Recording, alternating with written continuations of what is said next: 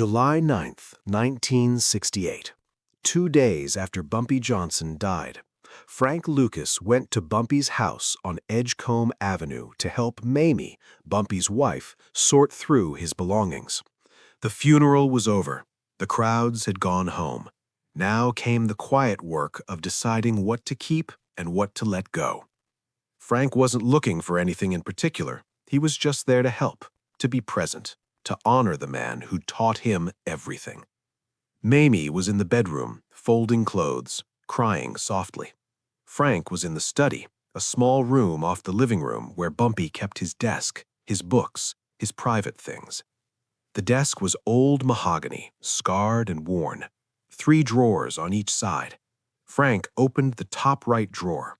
Inside were pens, paper clips, rubber bands, the kind of ordinary items that fill every desk drawer in America. He opened the second drawer, empty except for a single item, a small black leather notebook, the kind you could fit in your jacket pocket, no bigger than a man's hand. Frank picked it up. The leather was soft, worn from years of handling. He opened it. Inside were names, 50 names written in Bumpy's careful handwriting. Each name had a phone number next to it, nothing else. No addresses, no notes, just names and numbers. Frank recognized none of them, not a single one, and that was strange. Frank had worked for Bumpy for 15 years. He knew Bumpy's crew, his associates, his enemies, his suppliers. He knew the numbers runners, the policy bankers, the enforcers. He knew the cops on Bumpy's payroll and the politicians who owed him favors. But these 50 names meant nothing to him. He sat down in Bumpy's chair and stared at the list. Who were these people? Why had Bumpy kept their numbers in a private notebook, separate from everything else? Frank closed the book and slipped it into his jacket pocket. He didn't mention it to Mamie. Something told him this notebook was meant to stay private. That night, back in his own apartment, Frank opened the notebook again and studied the names. He tried to find patterns. Maybe they were code names. Maybe they were business contacts from out of state. Maybe they were people Bumpy had worked with decades ago, before Frank came into the picture. But nothing made sense. The names were ordinary, American names. No obvious ethnic patterns, no street names or aliases, just regular names, like the kind you'd see on a mailbox or a telephone directory. Frank decided to call one of them. He picked a name at random, Robert Chen. The phone number had a Harlem prefix. Frank dialed. The phone rang 3 times before someone answered. A man's voice, older, cautious. "Hello?" Frank hesitated, then said, "My name is Frank Lucas. I worked for Bumpy Johnson." There was a long silence on the other end. Then the man's voice changed, softer, almost emotional. "Bumpy, is he?" Frank said, "He passed away 2 days ago." "I'm sorry." Another silence. Then, "I heard. I saw it in the newspaper. I wanted to call, but I didn't know who to call." Frank said, "I found your name in Bumpy's personal notebook. I wanted to reach out, to let you know." The man on the phone said, "You don't know who I am, do you?" "No, sir, I don't." "My name is Robert Chen. I'm a doctor. I run a clinic in East Harlem. Bumpy and we had an arrangement." "An arrangement?" "In 1952, my daughter was very sick, tuberculosis. She needed treatment, expensive treatment. I didn't have the money. The hospitals wouldn't help us because we were Chinese, because we lived in Harlem. I was desperate. One night, a man came to my clinic. He gave me an envelope. Inside was $5,000, cash, no note, no explanation, just money. I used it to save my daughter's life. The man said he'd come back if I needed more. He never did. But he told me if I ever needed help, I should call a number. He gave me Bumpy Johnson's number. I called it once, years later, when the clinic was about to close. The next week, an anonymous donation came through, $10,000, enough to keep us open. I never asked who sent it, but I knew." Frank sat in his apartment, phone pressed to his ear, trying to process what he was hearing. "You're saying Bumpy Gave you money? Twice? Maybe more, I don't know. All I know is that when I needed help, help came. And it always came through Bumpy's network, Frank said. Did Bumpy ever ask you for anything in return? No, never, not once. That's why I kept his number all these years, because he saved my daughter's life and asked for nothing. If he ever needed me, I would have done anything, but he never called. Frank thanked Dr. Chen and hung up. Then he called another name, Patricia Morrison. A woman answered, a schoolteacher in her 60s, same story. In 1959, she'd been evicted from her apartment, couldn't pay rent because her husband had died and left her with nothing.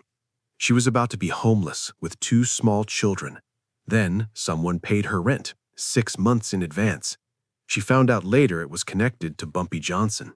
She'd never met him, never spoke to him, but she kept his number in case she ever had a chance to thank him. Frank called a third name, James Holloway, a minister at a church on 135th Street. In 1963, the church had burned down. Arson. Insurance wouldn't cover it. The congregation was going to lose everything. Then a donation came in, $50,000, anonymous. But everyone knew it was Bumpy. The church was rebuilt, still standing today. Frank called 10 more names that night. Every story was the same. Hospital bills paid, rent covered, legal fees handled, businesses saved from bankruptcy, families kept together. And in every case, Bumpy had asked for nothing in return. No favors, no loyalty, no public acknowledgement, just quiet help given to people who needed it with no expectation of repayment. By the time Frank finished calling, it was 3 a.m. He sat in his apartment, the notebook open on the table in front of him, and understood something he'd never fully grasped before. Bumpy Johnson's power didn't come from fear. It didn't come from violence or money or connections to the mob. It came from this: 50 people scattered across Harlem who owed him their lives. Not because he'd forced them into debt, because he'd saved them when no one else would. And those 50 people knew other people. They had families, friends, neighbors. They talked. They spread the word. They built a network of gratitude that radiated out from Bumpy like roots from a tree. Invisible, unspoken, but absolutely real. Over the next 6 months, Frank called every name in that book. Some of them cried when they heard Bumpy was dead. Some of them asked if there was anything they could do for his family. A few of them asked if Frank needed help with anything. Frank didn't ask for help, not yet. He just listened. He learned who these people were: a lawyer who handled housing discrimination cases, a city council aide who worked in the planning department, a union organizer at the dock workers local, a nurse at Harlem Hospital, a journalist at the Amsterdam News, a principal at a public school. None of them were criminals. None of them had any direct connection to Bumpy's drug business or his gambling operations. But every single one of them remembered that Bumpy Johnson had helped them when they had nothing. In 1969, when Frank started building his heroin empire, he didn't use violence to protect himself. He used the notebook. When a corrupt building inspector tried to shut down one of Frank's legitimate businesses, Frank called a name from the book: a city clerk who owed Bumpy. The inspection was quietly dropped. When a journalist started asking questions about Frank's income, Frank called another name: an editor at a local paper who remembered that Bumpy had paid for his mother's funeral in 1961. The story never ran. When the police started increasing patrols in Frank's neighborhood, Frank reached out to a community organizer from the notebook. The organizer filed a complaint about police harassment. The patrols were reassigned. Frank never threatened anyone, never bribed anyone. He just reminded them, quietly, that they'd once been helped by a man Frank had worked for. And if they could return that favor, Frank would remember it. Most of them did. Not because they were criminals, because they were grateful. The Italian mob couldn't understand how Frank operated. They watched him for years, trying to figure out his protection. He didn't have a crew of enforcers. He didn't pay off judges or police captains. He didn't have the Genovese family or the Lucchese family backing him. So how was he untouchable? The answer was in that notebook, but the Italians never found it. They were looking for muscle, for corruption, for the traditional structures of organized crime. They didn't see the 50 ordinary people who'd been helped by Bumpy Johnson and who now, in small ways, helped Frank Lucas. A warning here, a delayed investigation there, a phone call that didn't get made. a report that got filed in the wrong place, tiny acts of assistance that added up to something powerful: invisibility. By 1972, Frank had built his own version of the notebook. He started helping people the way Bumpy had: paid for a kid's college tuition, covered someone's medical bills, kept a family from losing their home. He didn't do it out of kindness. He did it because he learned the lesson Bumpy had been teaching all along. Power built on fear collapses the moment you show weakness. Power built on gratitude lasts generations. The people Frank helped didn't work for him. They didn't owe him in any legal sense, but they remembered. And when Frank needed something, they were there. Not because they had to be, because they wanted to be. In 1975, when Frank Lucas was arrested, the prosecutor built a case that should have been airtight: wiretaps, financial records, testimony from informants. But when they went to trial, witnesses didn't show up. Evidence got mishandled. Paperwork disappeared. Not because Frank had threatened anyone, because 50 people scattered across the city remembered that Bumpy Johnson had helped them once, and Frank Lucas had carried that legacy forward. The prosecutor couldn't prove it, couldn't trace it, couldn't even articulate what was happening, but something was protecting Frank Lucas, and it wasn't lawyers or money. It was gratitude, silent, invisible, unbreakable. Frank served time eventually, cooperated with the feds, and got his sentence reduced. But even in prison, he kept that notebook. He never showed it to anyone, never mentioned it in interviews, never wrote about it in his autobiography. Because the moment you explain how power works, it stops working. The moment you turn gratitude into a transaction, it becomes corruption, and corruption can be prosecuted. Gratitude can't. When Frank got out of prison in 1981, he called a few of the names from Bumpy's book.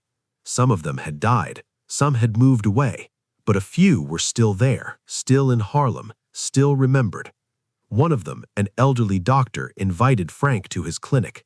They sat in a small office drinking coffee. The doctor said, "You know, I kept Bumpy's number all these years because I wanted to believe that goodness still existed in this world, that someone could help me without wanting to own me." Frank said he never wanted to own anyone. He just wanted to make sure people remembered him for the right reasons. The doctor smiled. Did it work? Frank thought about it, then said, "You're still here, aren't you?" What Frank understood in that moment, sitting across from Dr. Chen in a cramped Harlem clinic, was that Bumpy had built something that couldn't be destroyed by bullets or badges or prison time. He'd built a system that lived in memory, in the spaces between official records, in the quiet exchanges between people who'd been helped and people who needed help. The notebook was just paper and ink. The real network existed in the minds of those 50 people and everyone they'd ever told about the stranger who'd saved them when the world had turned its back. That network didn't show up on wiretaps. It didn't leave a paper trail. It couldn't be infiltrated because there was nothing to infiltrate. No meetings, no hierarchy, no organization. Just a collection of individuals who remembered kindness and returned it when asked. The FBI spent years trying to understand Frank Lucas's operation. They mapped his supply chains, traced his money, identified his crew, but they never found the notebook, never understood that his real protection wasn't criminal at all. It was ordinary people doing small favors because someone had once done a small favor for them. Bumpy Johnson died in 1968, but his power didn't die with him. It lived on in 50 names in a little black book, 50 people who'd been saved when they had nothing, who remembered, who passed that memory on to their children, who built a network that couldn't be mapped or traced or destroyed because it wasn't built on fear. It was built on something deeper. The understanding that the strongest bonds aren't forged with threats, they're forged with generosity that expects nothing in return. Frank Lucas learned that lesson, used it, and for 5 years he was untouchable. Not because he was smarter than the FBI, not because he was tougher than the mob, because he understood what Bumpy had understood. Power doesn't come from what you take, it comes from what you give. And what you give away quietly, with no expectation of return, becomes the foundation that holds you up when everything else falls apart. The notebook taught Frank that, and even after he lost everything, the lesson remained.